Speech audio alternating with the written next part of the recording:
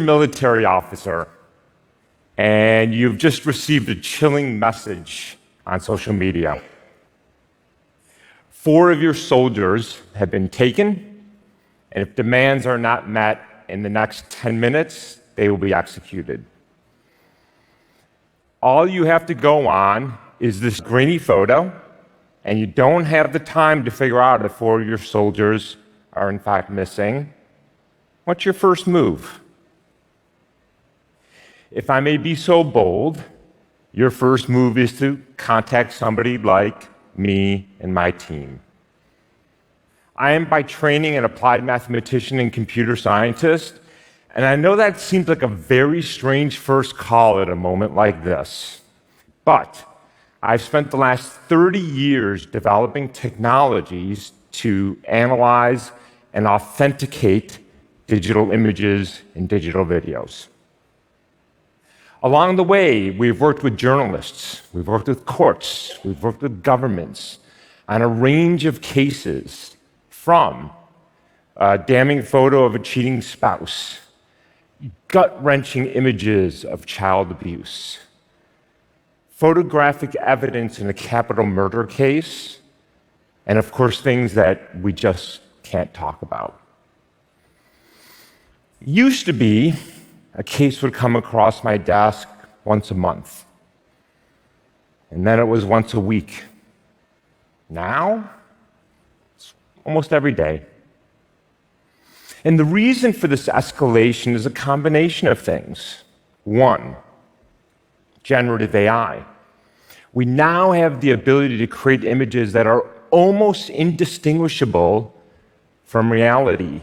2, social media dominates the world and is largely unregulated and actively promotes and amplifies lies and conspiracies over the truth.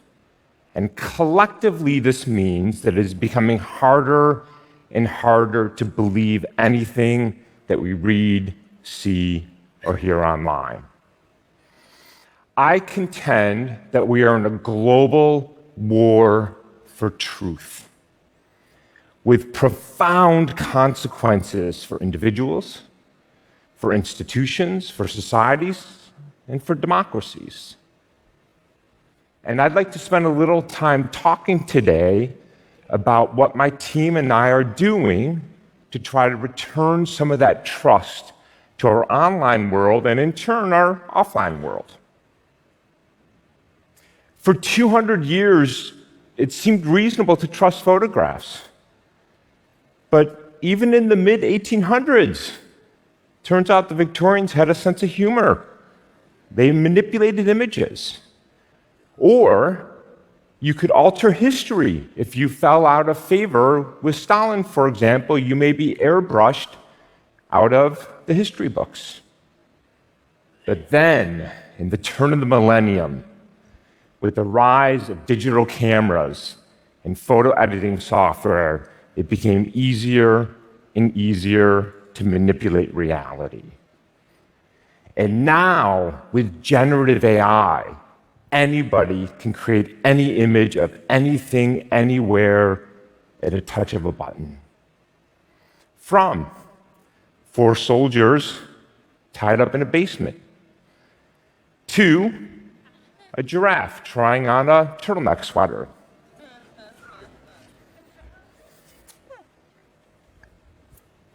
It's not fun and games, of course, because generative AI is being used to supercharge past threats and create entirely new ones. The creation of nudes of real women and children used to humiliate or extort them. Fake videos of doctors promoting bogus cures for serious illnesses. A Fortune 500 company losing tens of millions of dollars because an AI impersonator of their CEO infiltrated a video call. Those threats are real, they are here, and we are all vulnerable. Before we talk about how we would analyze this image to determine if it's real or not, it's useful to understand how generative AI works. starting with billions of images with a descriptive caption like this. Each image is degraded until nothing but visual noise is left, a random array of pixels. And then the AI model learns how to reverse that process by essentially turning that noise back into the original image. And when this process is done not once, not twice, but billions of times on a diverse set of images, the machine has learned how to convert noise into an image that is semantically consistent with anything you type. And it's incredible. But it is decidedly not how a natural photograph is taken, which is the result of converting light that strikes an electronic sensor into a digital representation. And so one of the first things we like to look at is whether the residual noise in an image looks more like a natural image or an AI-generated image. Here, for example, is our real dog and our AI dog. And here is the residual noise that I've extracted. And if you look at this, it's not at all obvious that there's any difference between those two patterns. But here in this visualization of the noise, you can see a decidedly different pattern between the natural and the artificial. Those star-like patterns are a telltale sign of generative AI. Now, for the mathematicians and the physicists in the audience, that is the magnitude of the Fourier transform of the noise residual. For everybody else, that detail doesn't matter, but you definitely should have taken more math in college. Professors can't help themselves. So let's apply this analysis to this image. Here's the noise residual that I've extracted, and there's that star-like pattern that you see in the bottom right. Our first suggestion that something may be wrong here. But no forensic technique is perfect. And so you don't stop after one thing, you keep going. So let's go on to our next one, the vanishing points. If you image parallel lines in the physical world, they will converge to a single point, what's called the vanishing point. A good intuition for that is the railroad tracks.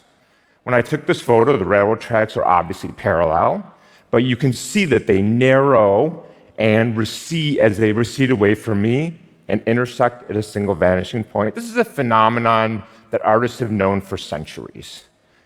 But here's the great thing. AI doesn't know this. Because AI is fundamentally, as I just described, a statistical process. It doesn't understand the physical world, the geometry and the physics. So if we can find physical and geometric anomalies, we can find evidence of manipulation or generation.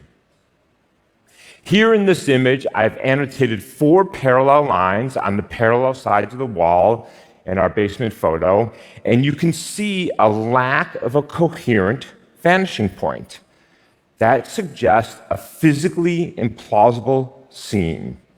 Evidence number 2. All right, what else can we learn? Surprisingly, shadows have a lot in common with vanishing points. Here, what I've done is I've annotated a point on a shadow with the corresponding part on the bottom of the rail that is casting that shadow, and I've extended those lines outwards. And they intersect not at a vanishing point, but at the light that is casting that shadow. And again, this is a physical phenomena that you expect in natural images, and because AI fundamentally doesn't model the physics and the geometry of the world, it tends to violate these physics. Let's apply this analysis to our image. Here I've annotated 4 shadows on the bottom, from the soldiers' shadows to their legs, and you can see that the lines aren't even close to intersecting. Not 1, not 2, but 3 anomalies. We now have a very good indication that this image is not authentic. The most important thing I want you to take away from this is that while it may not be easy, it is possible to distinguish what is real from what is fake. I think this image is a bit of a metaphor for how a lot of us feel. We feel like hostages. We don't know what to trust anymore. We don't know what is real, what is fake.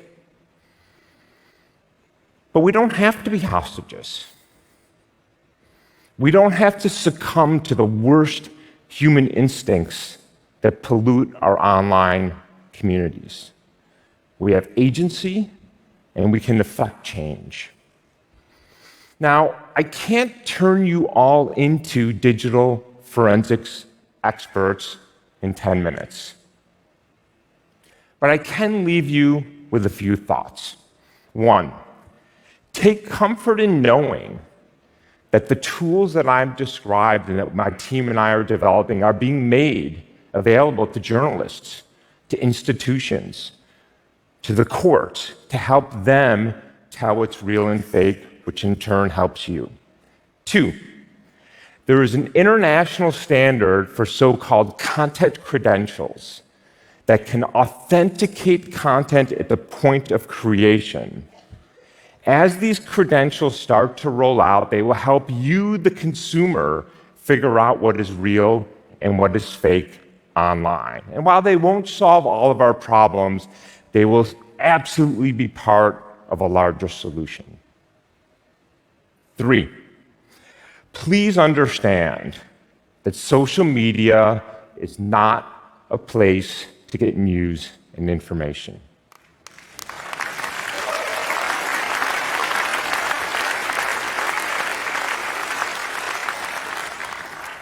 It is a place that Silicon Valley created to steal your time, your attention, by delivering you the equivalent of junk food. And thank you. And like any bad habit, you should quit.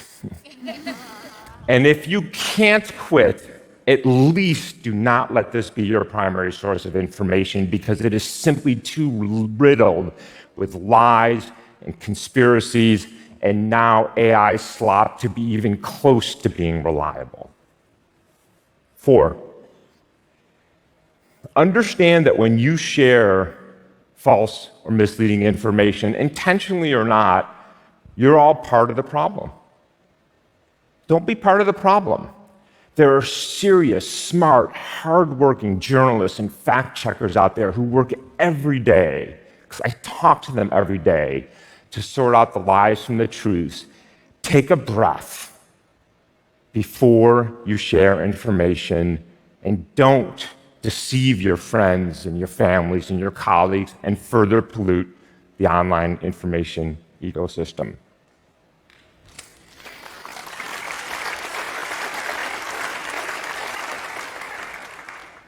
We're at a fork in the road. One path, we can keep doing what we've been doing for 20 years, allowing technology to rip us apart as a society, sowing distrust, hate, intolerance. Or we can change paths. We can find a new way to leverage the power of technology to work for us and with us, and not against us. That choice is entirely ours. Thank you.